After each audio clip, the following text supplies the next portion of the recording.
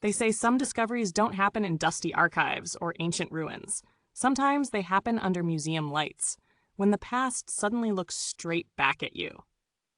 On a drizzly autumn afternoon in Edinburgh, Isla wandered through the marble halls of the National Museum, following the rhythm of school groups, tour guides, and echoing footsteps. She wasn't there for anything specific, just a quick stop before a train ride home. But fate, as always, had its own plans. She paused before a statue she hadn't noticed before. A lone figure, carved in stone, a woman draped in period robes, gaze lifted as if watching something beyond the ceiling. There was something eerily familiar in the expression, the sharp cheekbones, the tilt of the brow, even the curve of the jaw.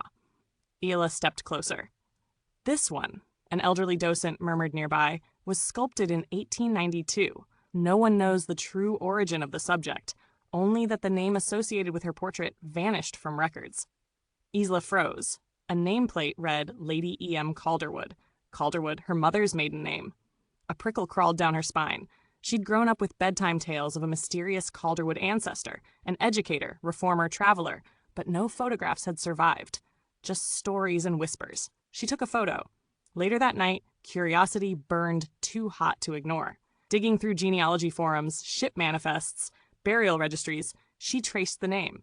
And there it was. An archived journal entry from 1901 referencing Lady Eleanor May Calderwood, activist and philanthropist, her great-great-grandmother. The air left her lungs. That face, the one she felt staring at her, wasn't coincidence. It was blood. She returned to the museum the next morning, heart pounding. It felt different now. The hall was quieter, as if holding its breath. She stepped beside the statue again, studying the stone face that suddenly felt unusually alive.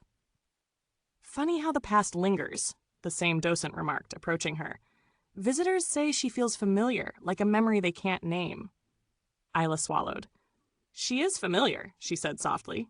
She's family. The docent's brows lifted, surprise then delight, before stepping away as though giving them privacy. In that moment, the museum around her faded. Isla stood shoulder to shoulder with the woman who had once walked the streets she walked now, a stranger, yet kin. A myth, now marble. And she wasn't just looking at history. She was inheriting it. Some discoveries don't shout, they whisper. They wait. They watch you pass and hope you stop long enough to see the thread connecting then to now. Standing beside that statue, Isla wasn't just visiting a museum. She was meeting someone she had unknowingly carried within her all her life. If you enjoyed this story, please like, share, and subscribe to help the channel grow.